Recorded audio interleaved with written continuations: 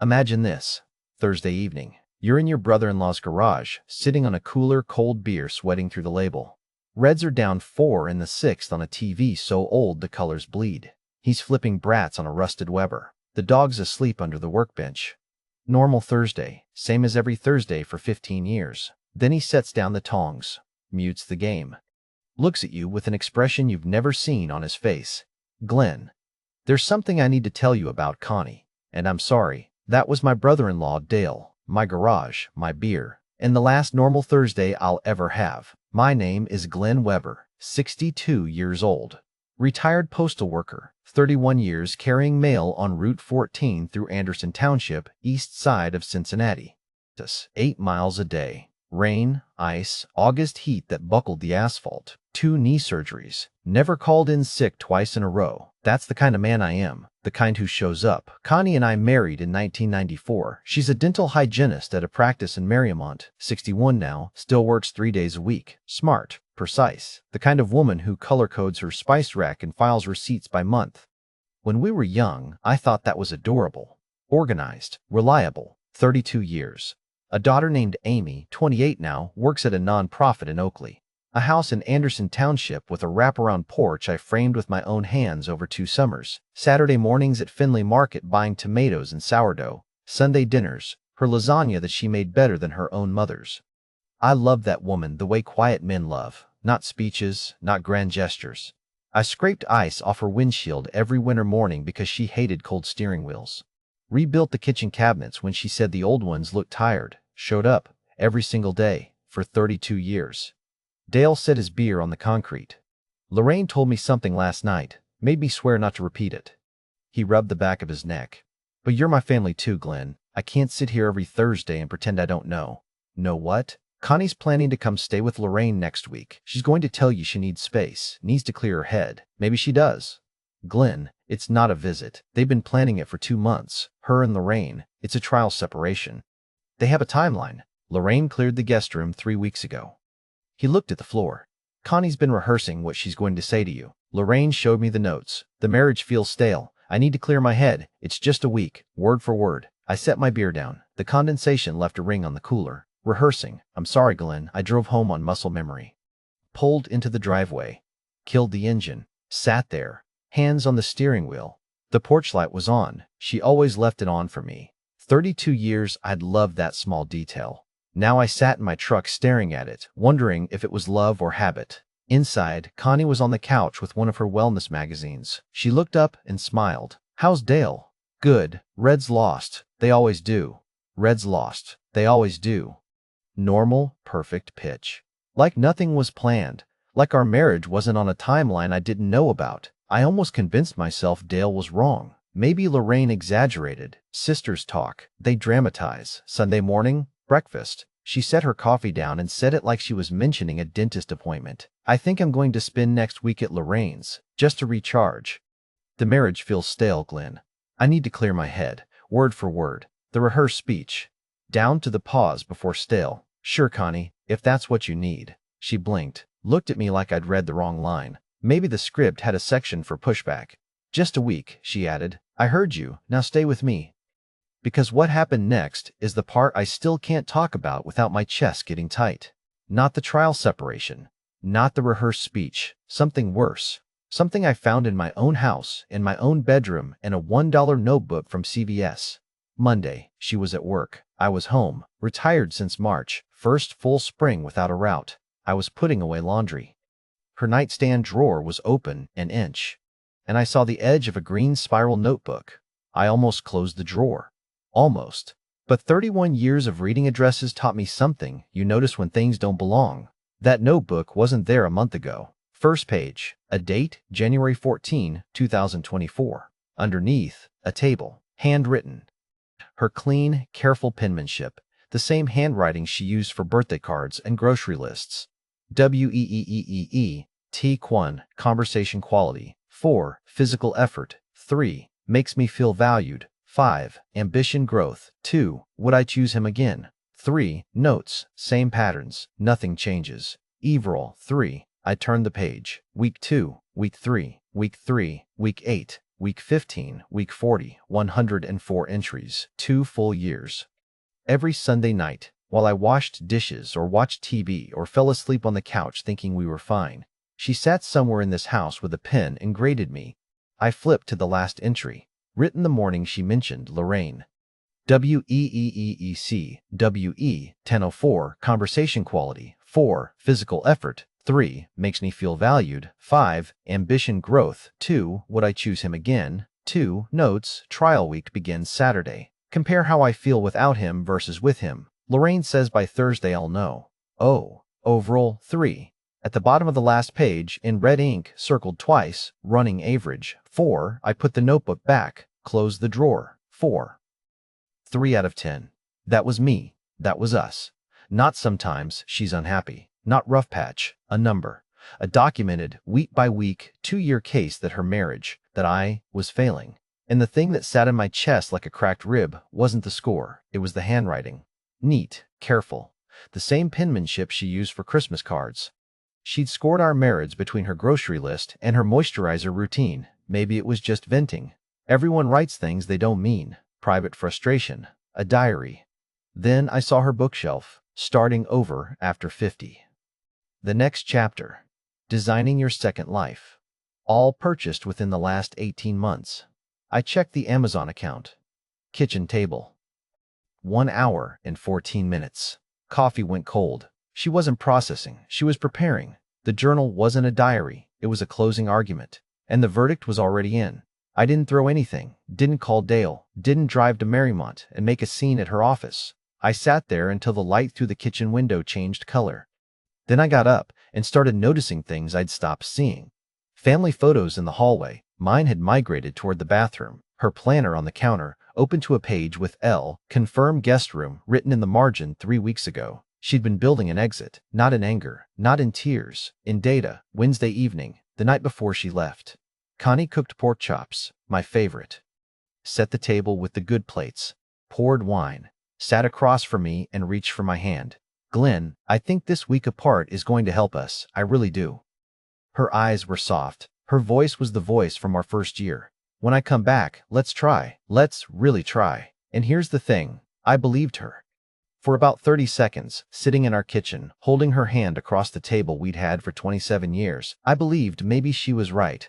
Maybe space would fix whatever had gone sideways. Maybe the woman I married was still in there. Then I remembered the journal, week 23, the entry from the Sunday before this dinner. Need to soften exit. Cook his favorite meal, Wednesday. Physical contact. Establish that I tried. She'd scripted the pork chops. Thursday, 4015 p.m.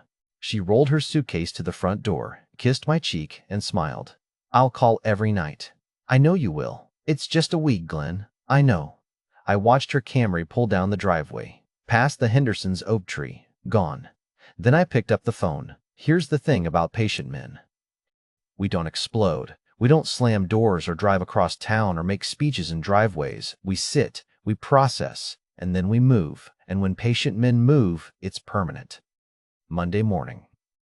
I met Ed Calloway, a family attorney in Hyde Park that Frank Russo from my old mail route recommended. Ed was direct, no cushion. Ohio, equitable distribution. Ohio, equitable distribution, 32 years, no prenup. You sure about this?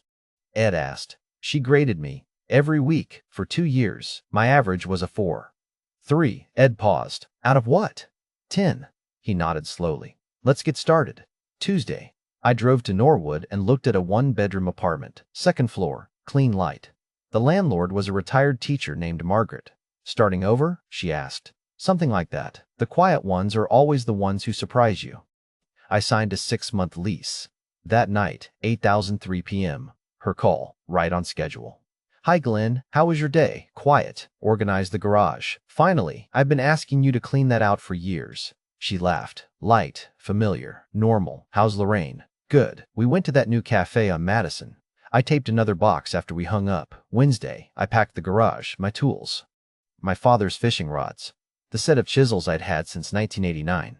Every hook removed, every box labeled. Not in anger, not in a rush. The way I loaded my mail truck for 31 years, organized, efficient, nothing wasted.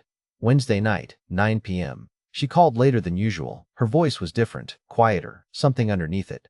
Glenn, I drove past the church today. Our church. Where we got married. Why? I don't know. I sat in the parking lot for 20 minutes. It's still the same. Same steeple, same cracked sidewalk. She paused. I remembered how you looked at me that day, like I was the only real thing in the room. Nobody's looked at me like that since. I didn't say anything. My throat closed. I miss being someone's real thing, Glenn. I think I've been unfair to you. This week is showing me things I didn't want to see. Her voice cracked, and it sounded real, not scripted, not rehearsed, the kind of raw that makes you believe a person is standing at the edge of something honest.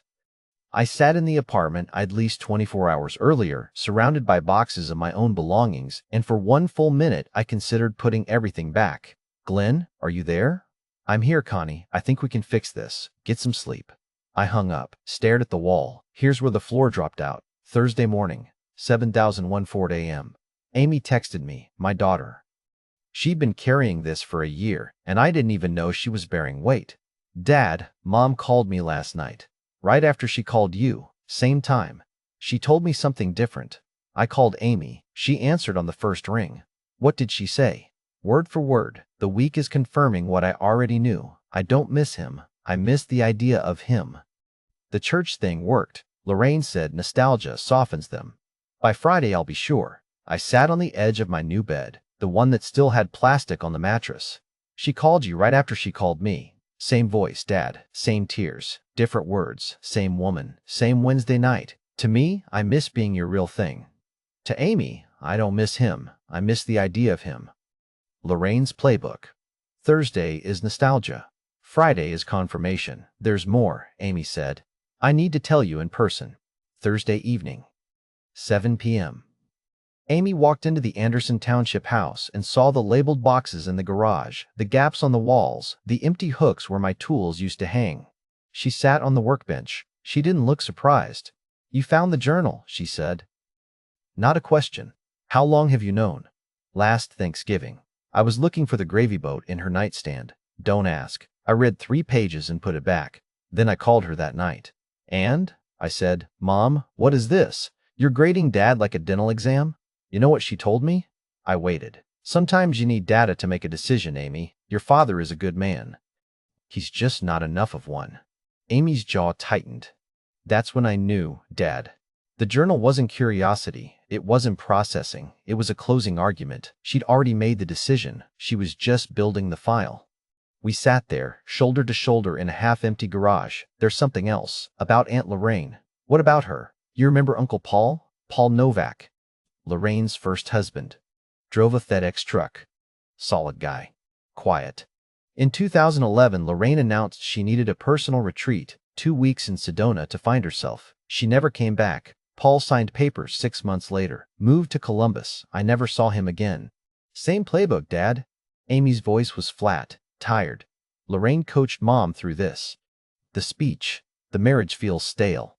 I need to clear my head.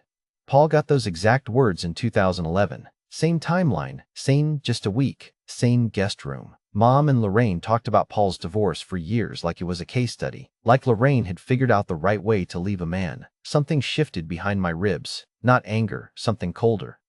The realization that this wasn't one woman being unhappy. It was a system. 2 sisters, same template, 15 years apart. Paul never saw it coming. Neither did I. Did Paul get a journal? I asked. I don't know. But I know this. Lorraine didn't factor in Dale. She told Dale everything about the plan, thinking he'd keep quiet. Dale's loyal to the wrong sister's husband. Amy looked at me. When are you leaving? Saturday morning. She nodded. Didn't argue. Didn't cry. Just sat with me in the garage until the light went out. Friday. I packed the bedroom closet. My half. Every shirt, every jacket, every pair of shoes. Left the hangers, evenly spaced, like ribs with nothing between them. 1 toothbrush in the bathroom. Louis L'Amour Westerns gone from the bookshelf. The house looked almost normal. You had to know what was missing to notice. But if you knew, the gaps told the whole story. Friday night, her call, she sounded lighter, almost cheerful. I'm coming home Sunday. I'm bringing wine, a peace offering. Sounds good, Connie. I think we're going to be okay, Glenn. Get some rest. Saturday morning. I sat at the kitchen table and wrote a letter. Not legal language. Not Ed Calloway's words. Just Glenn. Connie, I found the notebook. Every week, every score, every column. I know about the trial separation. I know about Lorraine's plan. I know about Paul, running average, 4.3. I'm not angry. I'm just done being graded. You wanted to know what life felt like without me. Now you know. Glenn. I put the letter in a manila envelope with Ed's separation paperwork, placed it on the kitchen island, centered it, put my house key on top, loaded the last box into my truck, stood in the driveway. 32 years in that house. The porch I built, the garden she planted, the mailbox I painted 4 times.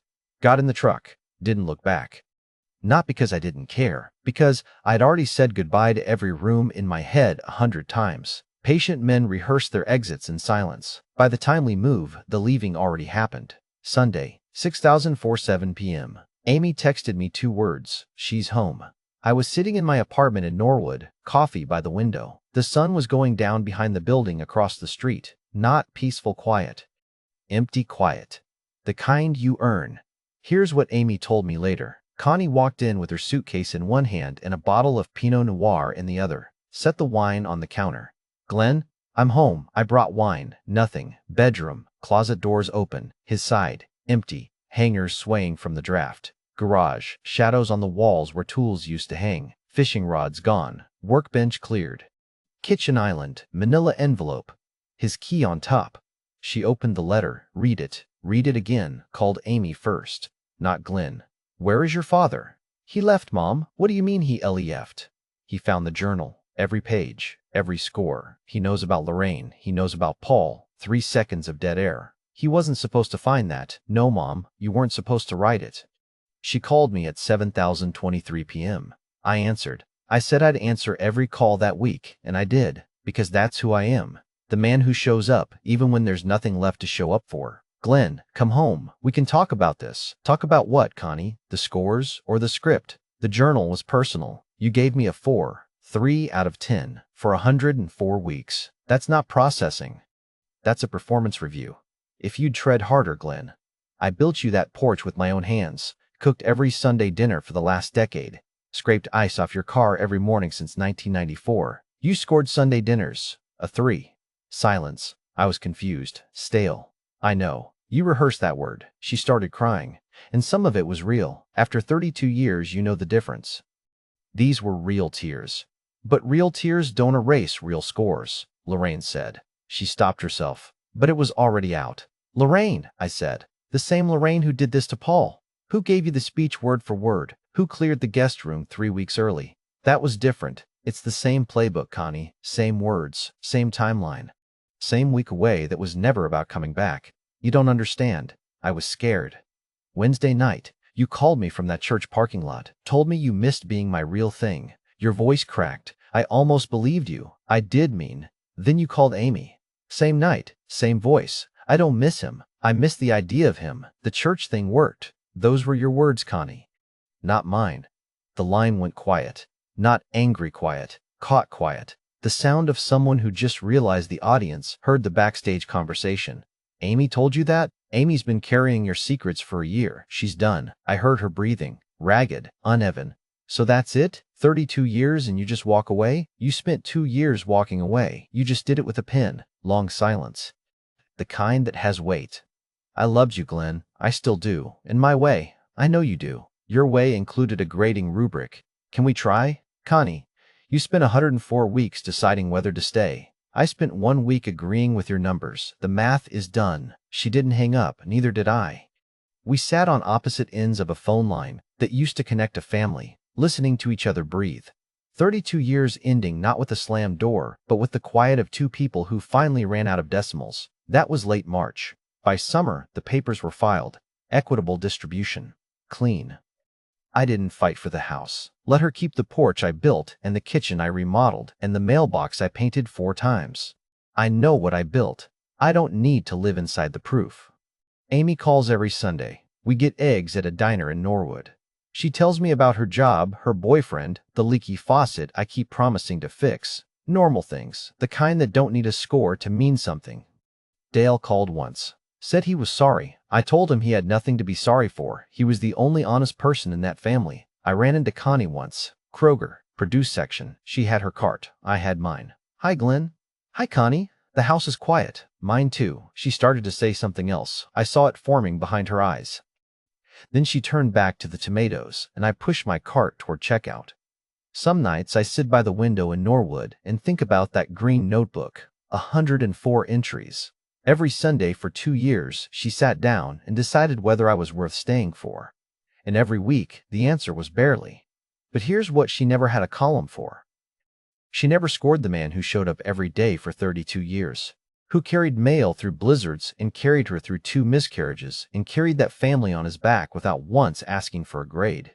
She scored what I gave her. She never measured what it cost me to give it. If she'd asked, on any of those 104 Sundays, I'd have said 8, maybe 9.